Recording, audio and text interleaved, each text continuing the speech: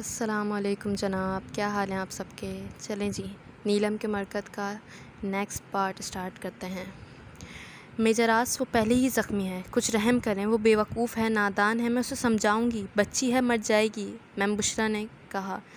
Jacket چڑھا کر موزوں میں پسٹل گھساتے میجراس نے منت بھرے انداز میں کہا، بچی نہیں ہے، وہ بچی نہیں ہے، پورے 19 سال کی ایک بالغ لڑکی ہے۔ اسے نہیں پتا کہ وہ سارے ثبوت اس کے ملک کے لیے، ان معصوموں کے لیے کتنے اہم ہیں جو یتیمی مسکینی کی زندگی گزار رہے ہیں، کچرے سے اٹھا کر کھا لیتے ہیں، نہیں تو سو لیتے ہیں۔ وہ بچی ہے جو میرے مقابل کھڑی مجھے بلیک میل کر رہی ہے۔ وہ سمجھتی کیا ہے خود کو؟ میں اتنے بڑے بڑے دشمن ٹھکانے لگا دیے ہیں، اس بالش بھر کی لڑکی کی بلیک میلنگ میں آ جاؤں گا؟ وہ غصے سے بھڑک اٹھا۔ وہ کل کا پورا دن اور رات بند رہی تھی، دن چڑھنے والا تھا، اسے گولی لگی تھی، اس کا پورا پراپر ٹریٹمنٹ بھی نہیں ہوا تھا۔ میورک کی لوکیشن مجھے پتہ چل گئی ہے، اس کا جو ساتھی ہمارے بندے نے پکڑا تھا کل، اسی کا منہ کھلوا کر آ رہا ہوں۔ سب اگل چکا ہے وہ، میں وہاں جا رہا ہوں، پولیس میرے ساتھ ہوگی، اور انس تم لاہور جیل، سینٹرل جیل کی انفارمیشن دیتے رہنا کہ وہ خفیہ راستہ ملا پولیس کو کہ نہیں۔ اس نے لیپ ٹاپ پر بزی انس سے کہا۔ پولیس کل رات ہی ان کو فرار ہوتے دوبارہ گرفتار کر چکی ہے، وہ راستہ بھی مل چکا ہے۔ انس اس کی جانب دیکھے بغیر سپاٹ انداز میں بولا۔ پہلے کیوں نہیں بتایا؟ ٹائیگر دھاڑا، اس کا مزاج ویسے ہی گرم تھا۔ Sorry sir. انس اب بھی سپاٹ چہرے کے ساتھ سر جھکائے بیٹھا تھا، اس کا ٹائیگر کے بجائے سر کہنا بلا کر اس کی ناراضگی کا اظہار تھا۔ اب تمہیں کیا تکلیف ہے؟ اس کا بس نہیں چل رہا تھا آج سب کا خون پی جائے۔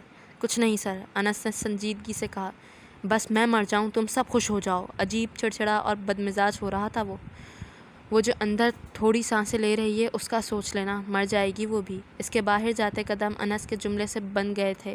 وہ واپس پلٹا، میں ظالم لگ رہا ہوں تم لوگوں کو؟ اس کی کوئی غلطی نہیں نظر آ رہی۔ وہ ان کے رویے سے یہی اندازہ لگا پایا تھا، جو سمجھنا ہے سمجھو، میں غدار کو اس کی سزا دے کر رہوں گا۔ وہ جا چکا تھا۔ پھر یہ ہوا کہ نیلم کی مدد کے بغیر ہی میورک بھی گرفتار ہو گیا، اور CIA کے 2 جاسوس بھی دوبارہ پکڑے گئے تھے، مگر ان کے خلاف صرف ایک بیان کے سوا کچھ نہیں تھا۔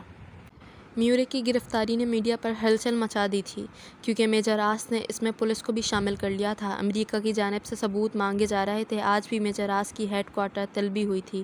وہ چاہتا تو نیلم کی حرکت بتا دیتا، مگر کون یقین کرتا کہ وہ لڑکی اس حد تک جا سکتی تھی اس کے لیے؟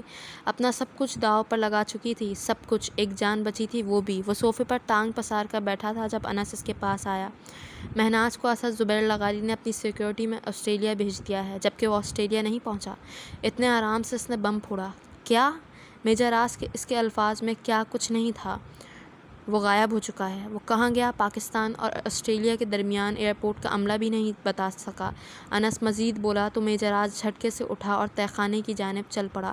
وہ جو 3 دن 2 راتوں سے پہلے قید تھی، بے ہوش پڑی تھی، وہ تو میجراس کے پھینکے جانے کے چند لمحے بعد ہی ہوش و خرد سے بیگانہ ہو چکی تھی۔ وہ جارحانہ تیور اور غصے سے پھٹتے دماغ کے ساتھ اس کی جانب بڑھا۔ اٹھو! اوندھی پڑی نیلم کو اس نے بازو سے پکڑا تو وہ ایسی جھولی جیسے کوئی کپڑا پکڑ لیا ہو۔ نیلم! نیلم! 1-2 بار پکارا، مگر بے سود۔ وہ اس پر تشدد کرنے کی بات کر رہا تھا، اور اب اس کی حالت دیکھ کر خود تشویش میں مبتلا ہو گیا۔ کیوں کرتی ہو تم ایسا؟ اس نے بے بسی سے اس کے لاغر وجود کو دیکھا۔ اس کا چہرہ سفید پڑ چکا تھا۔ میم بشریٰ! وہ چلاتا ہوا کوریڈور سے گزرا تھا۔ نیلم کا گٹھی بنا وجود اس کی باہوں میں جھول رہا تھا۔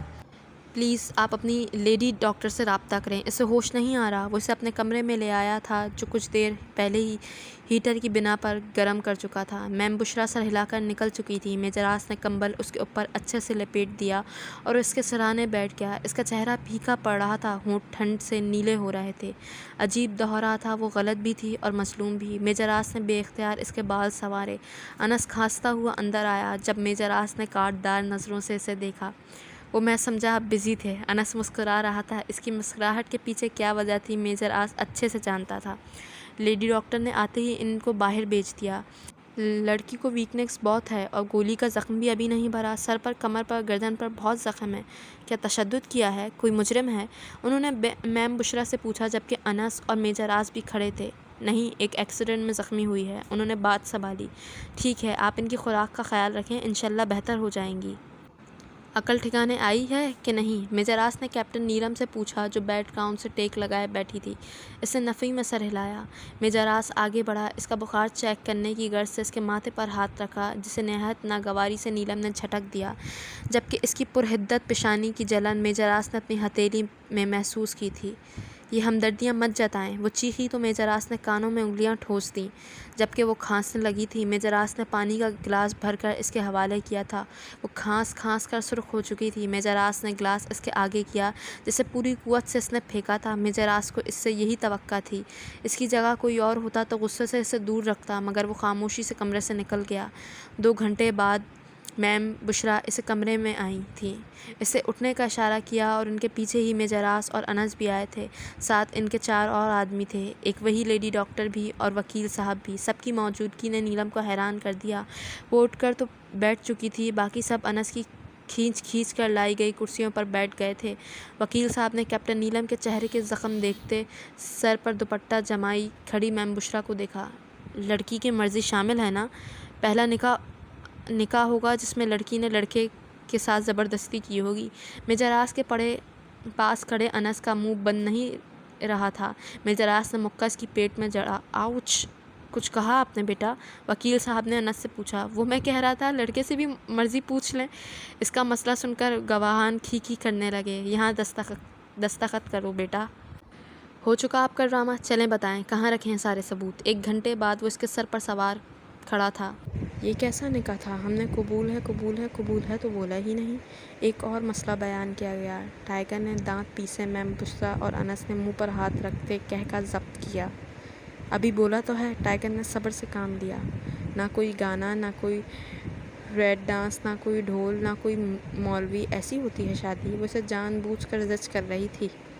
آپ اٹھ رہی ہیں کہ نہیں؟ وہ اب اسے ایک دھمکی دیتا جو زبردستی اس سے نام چھین کر لے چکی تھی اور وہ کچھ نہ کر سکا۔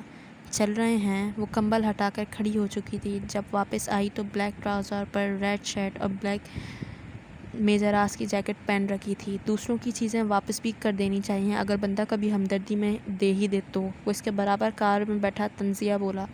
یہ کسی دوسرے کی نہیں ہے، میرے ہسبینڈ کی ہے، سنا آپ نے؟ وہ جیکٹ کو مضبوطی سے تھامے ایک ادا سے بولی۔ یہ نہ صحیح دوسری والی تو واپس کر دیں، ایک سے گزارا نہیں ہوتا آپ کا۔ اس کی ایک اور جیکٹ بھی نیلم کے پاس تھی۔ شکر کریں میں یہ پہن کر آئی، ورنہ آپ کی تیسری جیکٹ بھی میرے پاس چلے آنی تھی۔ وہ اس کی ڈارک گرے جیکٹ کی جانب اشارہ کرتے بولی تو پہلو بدل کر رہ گیا۔ جب بھی اسے سردی لگتی تھی میجراس کی جیکٹ حاضر ہوتی تھی اور پھر وہ واپس بھی نہیں مانگتا تھا۔ جنگل میں پہنچ کر پہلے قدم پر وہ رک گئی۔ اب کیا مسئلہ درپیش آیا ہے؟ وہ زچ ہوا۔ نیلم آگے بڑھی اور اس کی جیکٹ کی شرٹ میں ہاتھ ڈالا۔ کیا کر رہی ہو؟ وہ جھنجھلایا۔ سیل فون نکال کر اس نے میجراس کو دیکھا۔ آپ جیسا بندہ بھی کوٹ لگاتا ہے، واہ کیا بات ہے! اس پر شوخیاں سوار تھیں۔ آئیں ایک سیلفی لیتے ہیں میجراس۔ وہ اونچے سے پتھر پر بیٹھ گئی۔ یہاں ہم پکنک پوائنٹ پر نہیں آئے ہیں، وہ سختی سے بولا۔ جب تک ہمارے ساتھ ہیں زندگی کو تھوڑا سا جی دیں، ورنہ ہمارے جانے کے بعد ہمیں یاد ہی کریں گے۔ وہ اس کے موبائل فون کے کیمرے میں اپنا چہرہ دیکھتے بالوں کی آوارہ لٹیں پیچھے کرتے بولی۔ اللہ نہ کرے میجراس پر اتنا برا وقت آئے کہ آپ کو یاد کرنا پڑے۔ وہ اس کے ہاتھ سے سیل فون لے چکا تھا۔ برا وقت بتا کر تھوڑی آتا ہے۔ وہ پتھر سے چھلانگ مار کر نیچے اتر چکی تھی، ہاتھ جھاڑتے آگے بڑھ گئی۔ میجراس بھی اس کے پیچھے ہی پہنچا تھا۔ نیلم نے جگہ تلاش کی اور میجراس کو اشارہ کیا۔ اس نے لکڑی سے ساری کھدائی کی اور کیپٹن نیلم بیٹھی اسے دیکھتی رہی۔ کتنی بڑی بے وقوفی کی آپ نے، یہاں سب کچھ چھپا دیا۔ اگر کوئی شکاری کھودتا تو؟ وہ اس پر برس رہا تھا۔ آئی ایم سوری میجراس، آئی ایم ریئلی سوری۔ میجراس کچھ نہیں بولا۔ اسے حقیقتاً اس پر بہت غصہ تھا، اس کی لاپرواہی۔ اگر سب کچھ ڈوبتی، یہ سارے ثبوت غلط ہاتھوں میں لگ جاتے تو جنگل کی ویرانی مزید بڑھنے لگی۔ سارے ثبوت مل چکے تھے۔ مہناز کی گرفتاری کے لیے پورے ملک پاکستان کے سوا سعودیہ، افغانستان اور چند 2 ملکوں اور کی پولیس بھی شامل تھی۔ آج کل مہناز ازداق جیسے MS کہتے ہیں کہ میڈیا پر بڑے چرچے تھے کہ دوسرے ملک کا میڈیا ان کے پلازا کی کوریج کر رہا تھا۔ ناظرین آپ کو یہ بھی بتاتے چلیں کہ دولت مند دہشت گرد اور اسمگلر سعودیہ میں پیدا ہوا۔ اس نے اپنی زندگی کے چند سال بھارت میں بھی گزارے ہیں اور پچھلے 3 سال سے مستقل پاکستان میں قیام پذیر ہے، جس کی بنا پر ہمارے ISI کے نوجوانوں نے اسے دھول چٹا دی۔ جی پیبلو اسکوبر تاریخ کے امیر ترین کرمنل کا مقابلہ، اتنی دولت، اتنا روپیہ پیسہ اور ہیروں کی گنتی نہیں۔ ہم کہہ سکتے ہیں کہ وہ جرائم کی دنیا کا بے تاج بادشاہ ہے، کنگ آف کرمنل۔ ISPR کی جانب سے بتایا جا رہا ہے کہ اس انوکھے اور پرسرد مجرم کی پشت پناہی بہت سے ممالک کے سیاستدان کر رہے ہیں۔ اسے چھپایا جا رہا ہے، مگر ایک بات یاد رکھی جائے، ہر مجرم کو اس کے لیے سزا ملے گی۔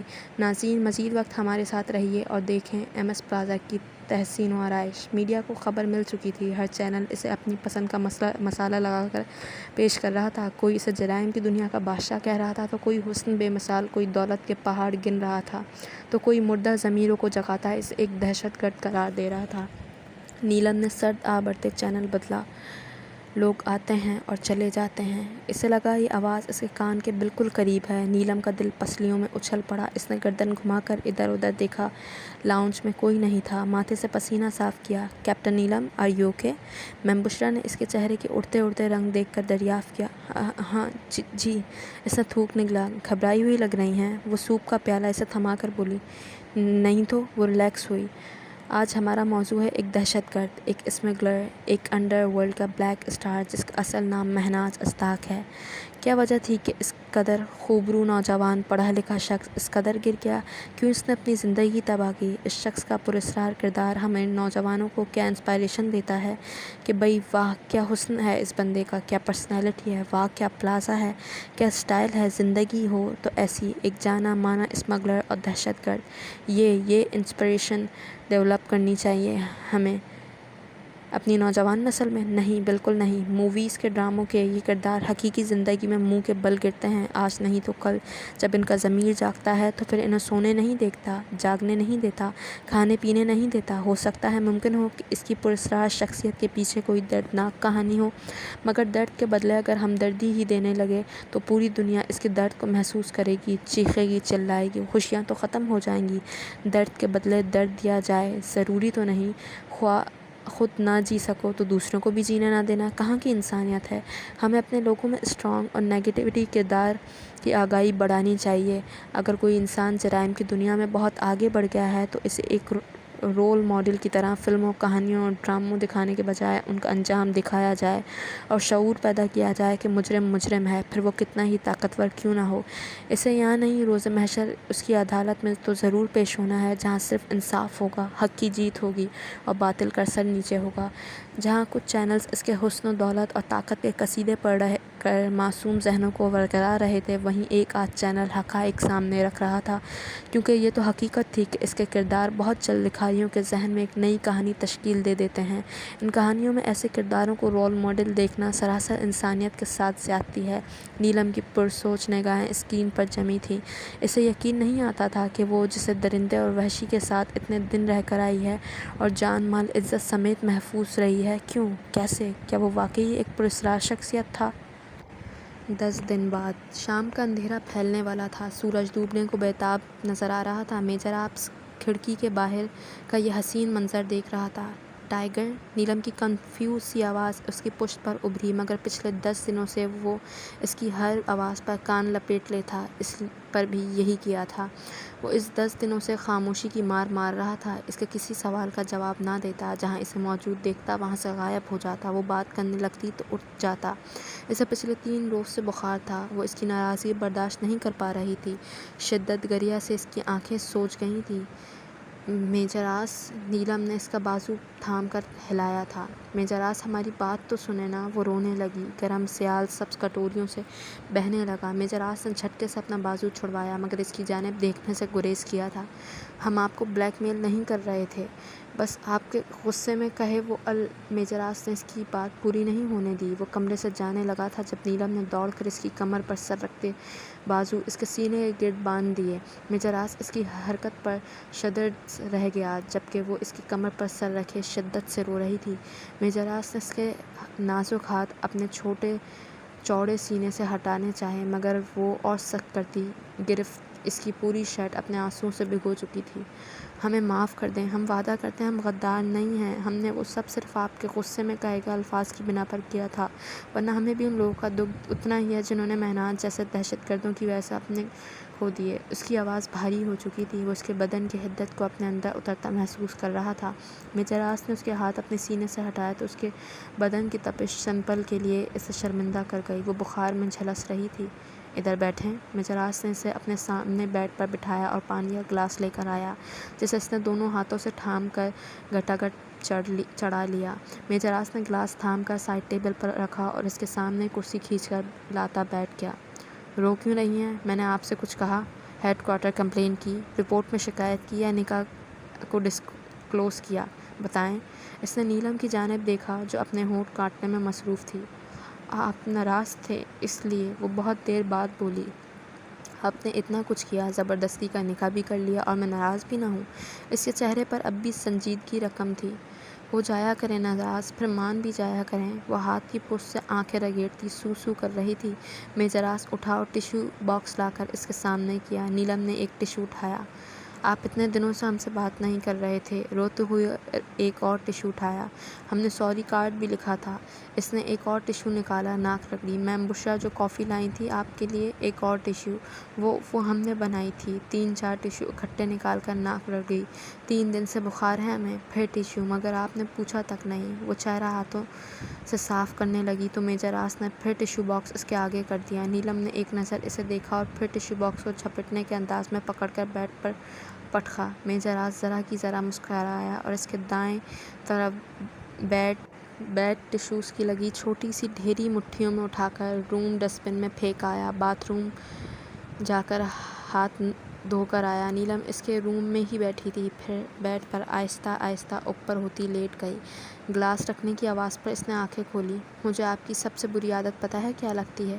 وہ اسے میڈیسن دیتا بولا۔ نیلم نے ہتھیلی آگے کی اور سوالیہ نظروں میں انداز میں اس کا چہرہ دیکھنے لگی۔ یہ جو آپ اپنی منوانے کو بھوک ہڑتال کر لیتی ہیں۔ وہ اسے دودھ کا گلاس تھما رہا تھا۔ پورا فنش کریں۔ اسے گلاس منہ سے الگ کرتا دیکھ کر وہ ٹوکنے لگا۔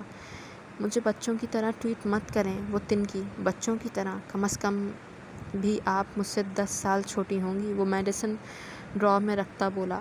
عمر کا کیا ہے، رشتے میں تو ہم برابر ہیں نا۔ اس نے خالی گلاس میجر راس کی جانب بڑھایا تو وہ کچھ کہے بغیر گلاس لے گیا۔ نیلم اس کے کمرے میں اسی کے بیڈ پر پورے استحقاق سے لیٹی خواب خرگوش کے مزے لے رہی تھی۔ نیو یارک کے ایک خوبصورت اپارٹمنٹ میں گلاس وال سے باہر کا منظر دیکھتا وہ شخص سگار کے لمبے لمبے کش لے رہا تھا۔ اس سے نکلتا دھواں کوئی بہت دل کے قریب رہنے والے کی تشبیہ بنا رہا تھا۔ اس کے بھورے بال آج بھی اتنے ہی چمکیلے تھے اور بھوری آنکھیں اتنی ہی نشیلی۔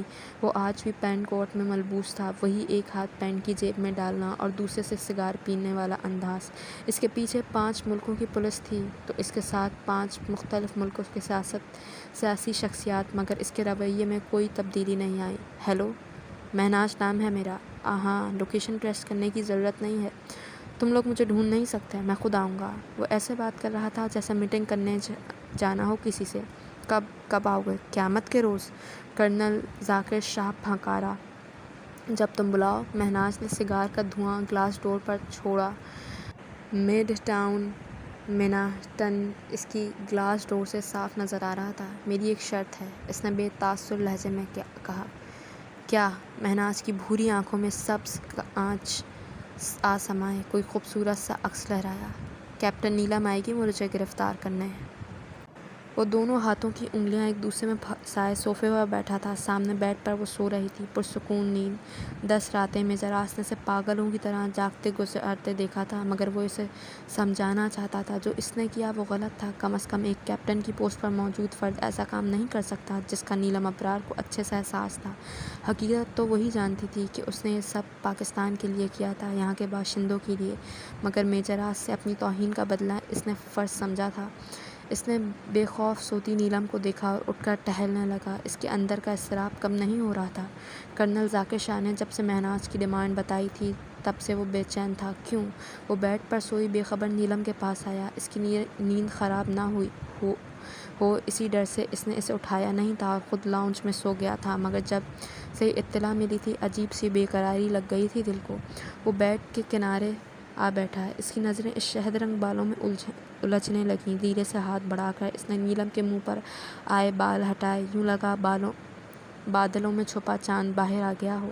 اس کے ناک میں پہنی نوز پن چمکنے لگی۔ میجر آس نے اس سے ہلکے سے اپنی انگلی سے چھوا۔ عجیب سی بے خودی اس پر طاری ہونے لگی۔ اس کے ہونٹوں کے پاس بیٹھے تل کو دیکھنے لگا۔ اسے محسوس ہوا وہ جاگ رہی ہے، جیسے بھی حالات رہے ہوں۔ وہ انٹیلیجنس سے تعلق رکھنے والی لڑکی تھی، اتنی گہری نیند کیسے سو سکتی تھی؟ نیلم، مجھے پتا ہے آپ جاگ رہی ہیں، وہ بیڈ گراؤنڈ سے ٹیک لگاتا بولا۔ نیلم ششوت پنج میں پڑ گئی، اٹھے یا سوتی بنے۔ مجھے ایک ضروری بات کرنی ہے آپ سے۔ وہ بیڈ سے نیچے اترا، نیلم بھی اس کے پاس ہی آ کھڑی ہوئی۔ کیا بات ہے؟ مہناز مل گیا؟ اس نے پوچھا۔ وہ گرفتاری دینے کو تیار ہے مگر… وہ رکا۔ مگر کیا؟ وہ چاہتا ہے کیپٹن نیلم اسے گرفتار کرنے آئے۔ اس نے دونوں ہاتھ ٹیبل پر ٹکائے نیلم کو دیکھا، جس کے چہرے پر جلال اتر آیا تھا۔ ہم ہرگز اب اس کے سامنے اس کے پاس نہیں جائیں گے، وہ نفی میں سر ہلاتے بولی۔ آپ اس کے قریب مت جائیں، دور رہیں اس سے، بس ہمارے ساتھ چلیں۔ وہ یہی مناسب سمجھا تھا، مگر نیلم کا چہرہ اچانک سرخ پڑ گیا۔ اس کی آنکھیں انگارے چبانے لگیں۔ اس نے آگے بڑھ کر آس کو گریبان سے تھام لیا۔ تم نے ہمیں اس کتے کے سامنے ہڈی کے طور پر پھینک دیا ہے اور تم کہہ رہے ہو کہ ہم اس کے قریب جاتے ہیں، ہم اس سے دور رہیں۔ اس نے پل بھر میں آپ سے تم کا فاصلہ طے کیا۔ اپنی حد میں رہو۔ وہ لہو رنگ آنکھوں سے تکتا دھاڑا۔ چلاؤ مت چلاؤ مسٹر آس عالم، ہم جانتے ہیں جب وہ اس ہڈی کو اچکنے کے لیے لپکے گا تم اپنے بچھائے جال کی رسیاں کس لو گے۔ تمہیں بس اپنا دیس، اپنا ملک، 10,000 بندہ نظر آ رہا ہے، ہم نظر نہیں آ رہے، ہم منہوکہ ہیں تمہاری، کچھ تو غیرت سے کام لو۔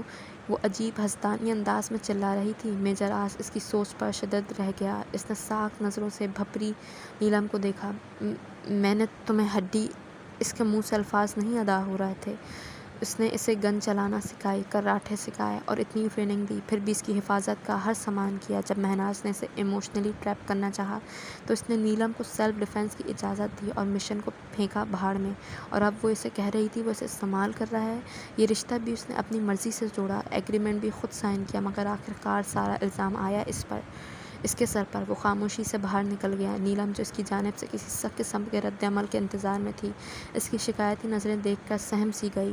حقیقت تو یہ تھی کہ وہ مہناز سے خوفزدہ تھی۔ اتنی مشکل سے تو اس آواز سے جان چھوٹی تھی اس کی کہ پھر…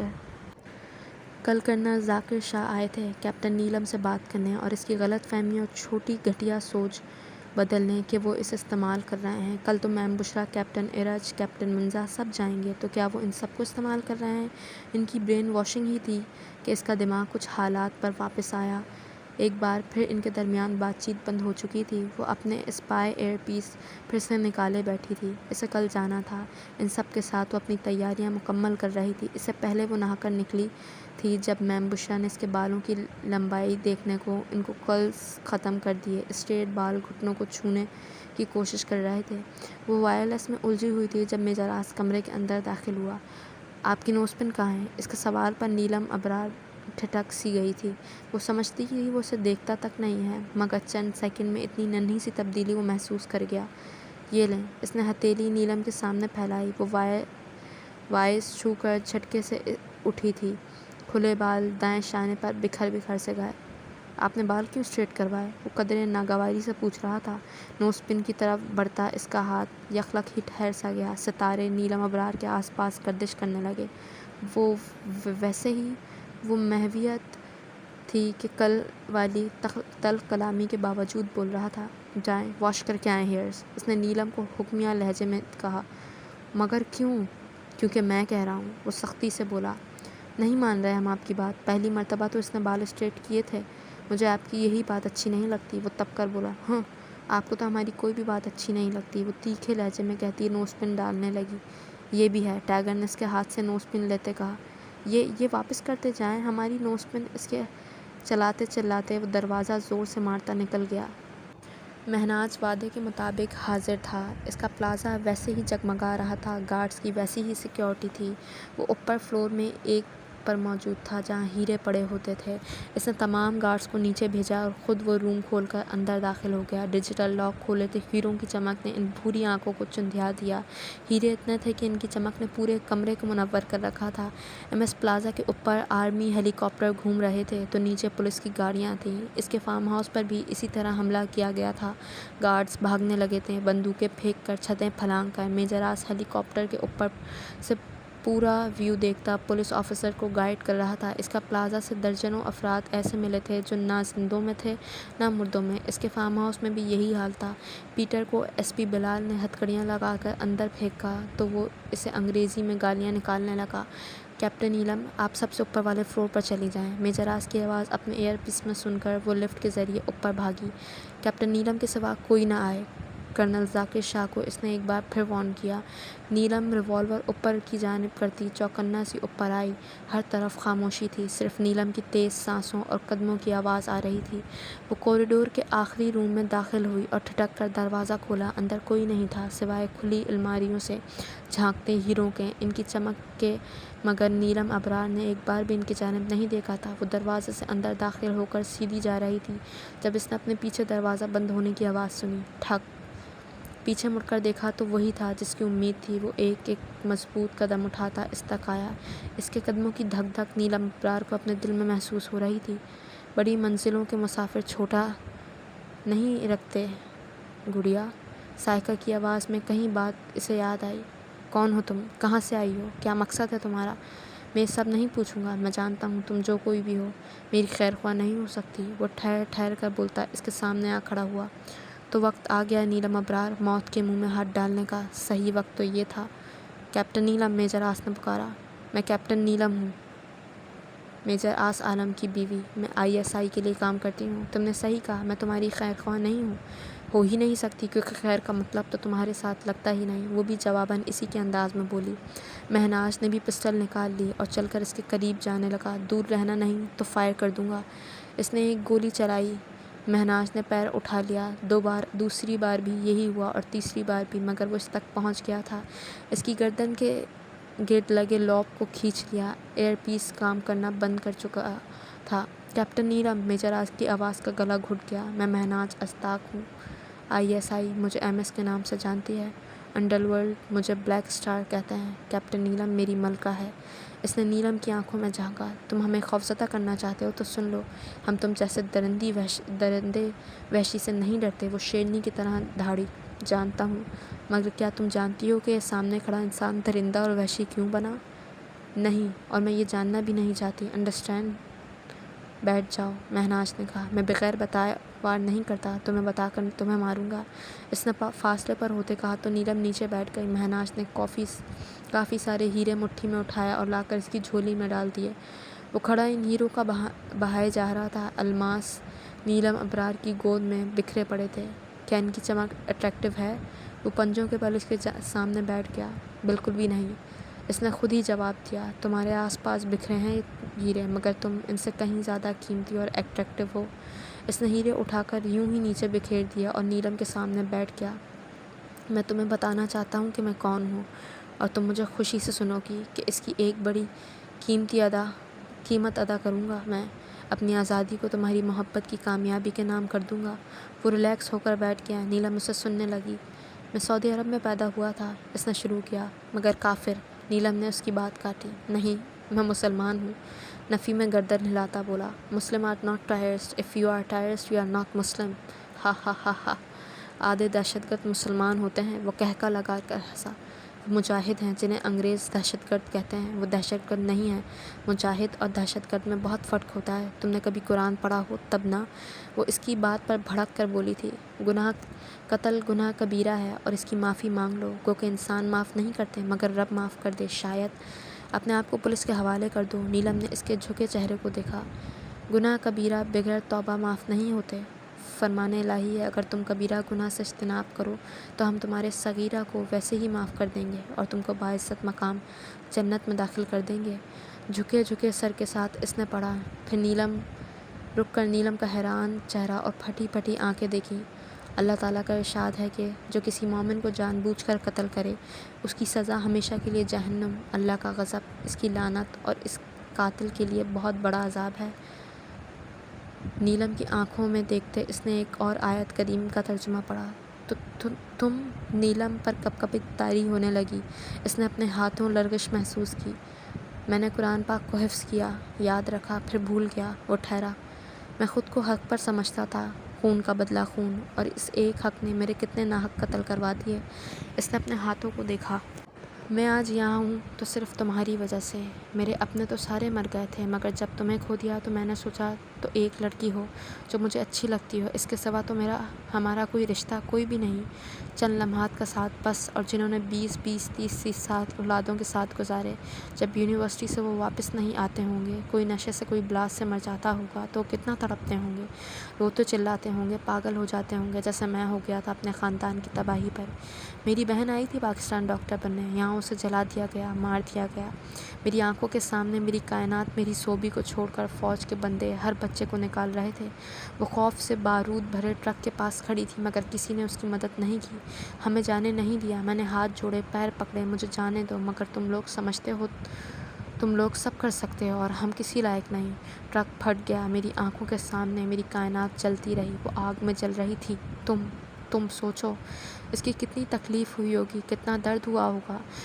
میں تو اسے چولہے کے پاس نہیں جانے دیتا تھا، مگر اس دن پھر بابا سب چھوڑ چھاڑ کر، ہر رکاوٹ توڑ کر اسی رخ پہنچ گئے، مگر آگ کے شعلوں نے انہیں بھی اپنی لپیٹ میں لے لیا۔ میں جانا چاہتا تھا انہیں بچانے، مگر اس ملک کی فوج نے مجھے جکڑ لیا، آگ کے نظر ہونے سے بچا لیا۔ میں چلا رہا تھا کہ چھوڑ دو مجھے، ورنہ میں آنے والے وقت میں تم لوگوں کو نہیں چھوڑوں گا، اور میں نے پھر نہیں چھوڑا۔ اس کی آواز مدھم ہونے لگی۔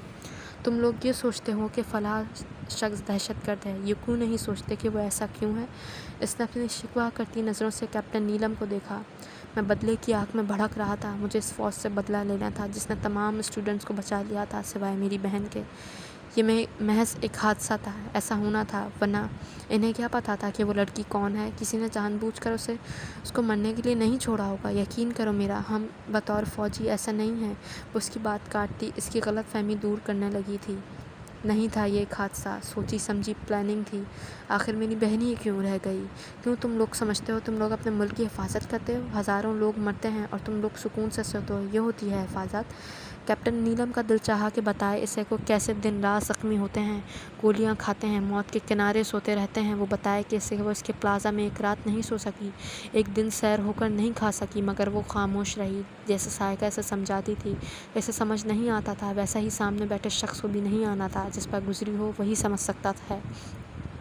تو یہ ہے تمہاری فوج سے نفرت کی وجہ، صرف ایک حادثہ نہیں تھا وہ شیر کی دھاڑ سے بھی زیادہ اونچا دھاڑا تھا کہ کمرے کے در و دیوار ہل کر رہ گئے، اس کی آنکھیں لال انگارہ ہو کر رہ گئیں، مٹھیاں بھیج گئیں۔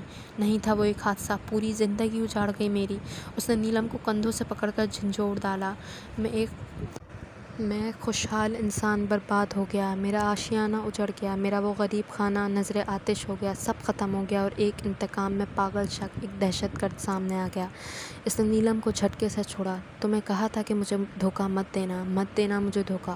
تم نے بھی وہی کیا جو اس نے کیا تھا، مجھے انتقام کو اکسایا، مجھے ایک 18 سال کے لڑکے کو جس کے سامنے اس کی بہن، اس کا باپ تڑپ کر مر گیا، اس کو اپنے گندے کاروبار میں استعمال کیا، مہینوں قید رکھا، ٹارچر کیا، مجھے جنسی زیادتی کا نشانہ بنایا، وہاں سے مجھے بلیک اسٹار نے نکالا، اس گن سے غلاظت سے کھینچ کر اس نے مجھے نکالا، میرے درد سنے، مجھے اپنا دایاں بازو بنایا، مجھے بہت سے مکان دیے، گھر نہیں دے سکا، اس کا اپنا بھی کوئی گھر نہیں تھا۔ ہم جیسے لوگ مکانوں میں رہتے ہیں، لوگوں کی نفرتوں میں رہتے ہیں، آہوں میں یاد کیے جاتے ہیں، اور میں پاگل اپنے ماتھے پر مکہ مارا۔ میں تمہارے دل میں جگہ بنانا چاہتا تھا، بہت محبت کی تھی میں نے اس سے بھی، تم سے بھی، مگر محبت مجھے راس نہیں آئی۔ اس کی محبت کی بہت بڑی قیمت چکائی میں نے، مہناز سے MS اور بلیک اسٹار بن گیا، اور تمہارے بارے میں سب جاننے کے باوجود، پیٹر، حبیب، شاکر کے منع کرنے کے باوجود، میں نے تمہیں اپنے پاس رکھا، اپنی آنکھوں کے سامنے، اور وہ سب کرنے دیا جو تم کرنے آئی تھی۔ میں خود تھک چکا ہوں اس فرار سے۔ میں نے کہا تھا میرا دل مردہ ہو چکا ہے، مگر تم نے آ کر اسے زندہ کر دیا۔ تم نے بہت برا کیا میرے ساتھ، میرے ضمیر کو جگا کر اچھا نہیں کیا۔ اب میں کبھی نہیں سو سکوں گا، تم نے بے چین کیا ہے، تم ہی سکون دو گی۔ وہ اس کا دایاں ہاتھ کلائی کلائی سے تھام کر آگے لایا اور اس میں موجود ریوالور دکھانے لگا۔ نیلم جو اس کی درد بھری آواز سن رہی تھی، اس کی داستان سن رہی تھی، عجیب انداز میں اسے دیکھنے لگی۔ مہناز نے اس کا ریوالور والا ہاتھ اپنے سینے پر رکھا۔ مار دو مجھے، میں بہت بار جیل جا چکا ہوں، وہاں کی زندگی اچھی نہیں لگتی مجھے۔ اس نے لب کاٹتی نیلم کو دیکھا۔ تم سے محبت ایک خالص چیز ہے میرے اندر۔ اس نے نیلم کی نم آنکھیں دیکھی۔ تم نے کیوں مارا اتنے لوگوں کو؟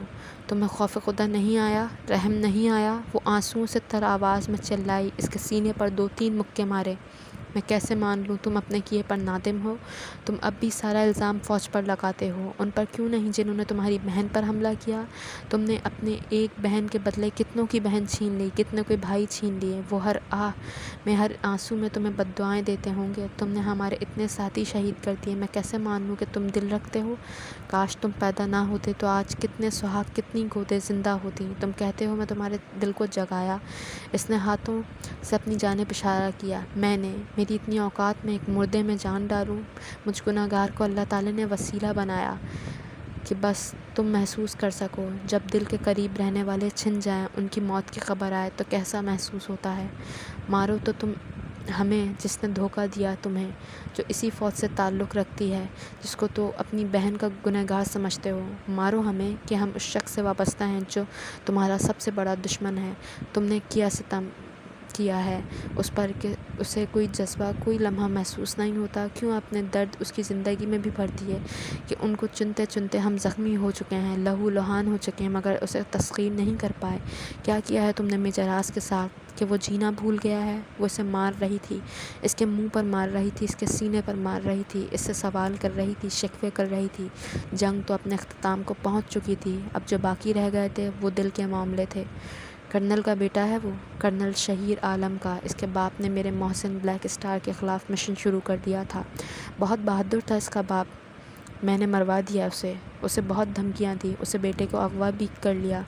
جب اس نے سارڈ آف آنر حاصل کی تھی، اس نے ٹریننگ کے دوران اپنی اعلیٰ کارکردگی پر اسے اسٹار کا خطاب دیا تھا۔ اس کے باپ نے، فوج کا میں ویسے ہی دشمن تھا، اس کے اتنے قابل بیٹوں کو کیسے جانے دیتا؟ بہت ٹارچر کیا اسے، اتنا تشدد کیا اس کی روح نکل جائے، مگر وہ پھر بھی زندہ رہا۔ اس کی تصویریں بھیجیں اس کے باپ کو کہ بلیک اسٹار کے خلاف کام نہ کریں، مگر نہیں مانا۔ وہ بیٹے کو ملک پر قربان کر گیا۔